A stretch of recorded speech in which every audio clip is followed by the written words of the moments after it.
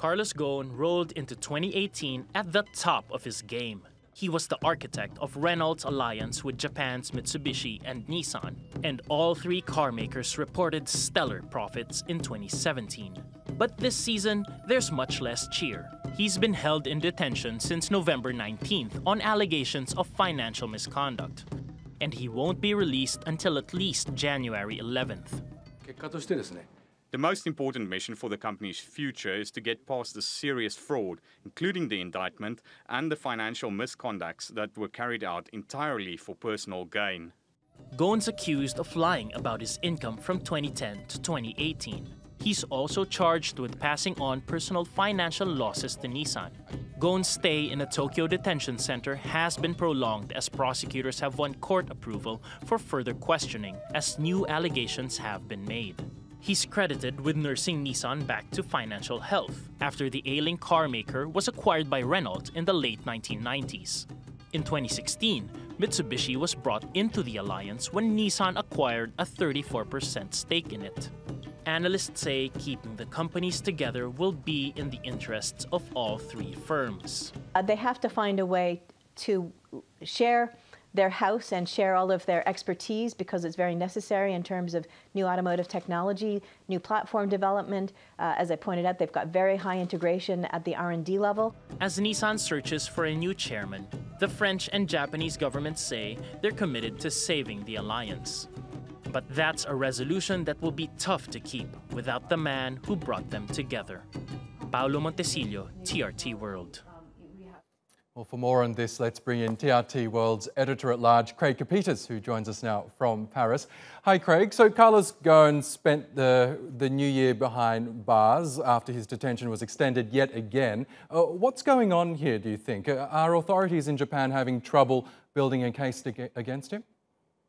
Ghosn supporters here in France are quoting an old French saying, "He who wants to get rid of the big dog pretends the dog has plague." And a lot of folks, both in Japan and here in Europe, believe that's what's going on here. If Ghosn does go to trial, he will probably be convicted. And I say that because Japanese courts have a conviction rate of over 95% in such cases. So this is a very serious problem for him. And the basis of it, his supporters will tell you, is the Japanese just never liked him. That's right, and since he was arrested in November, this became apparent, didn't it, that there were these huge tensions within the Nissan-Renault-Mitsubishi alliance. Do you think this is the main factor behind what's happening to Ghosn? Well, I think it's a phony tension, Oscar. Look, he turned Nissan into Japan's #2 automaker. He made it viable in the United States as a car company. Now, the salons of Wall Street and every other financial street in the world said this was impossible, but it came as a great cost. Indeed, Ghosn's nickname is the cost killer. And when you cut 21,000 jobs, you're not going to make very many friends and influence people, except with the shareholders. And he was very good to them, the shareholders. He's a great manager, despite his reputation.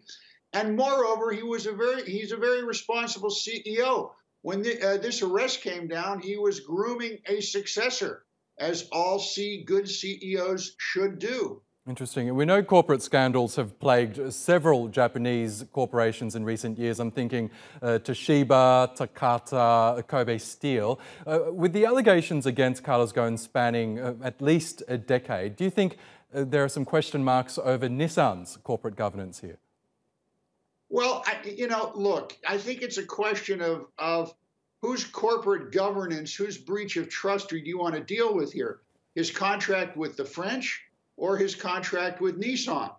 Because what is legitimate, ideologically pure in one venue here in France with Renault might be counter-revolutionary in Japan, and that's what they're hanging him on here. Remember, there are a lot of the charges against him are for infractions that are actually baked into his contract. They haven't brought up the charge of Nissan having all these homes for him around the world.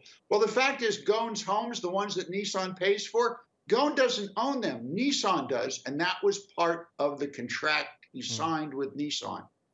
Interesting. Well, Craig, this scandal certainly has topped off a busy year in business. So it's been a pleasure talking with you in 2018. Look forward to more next year. Have a good new year.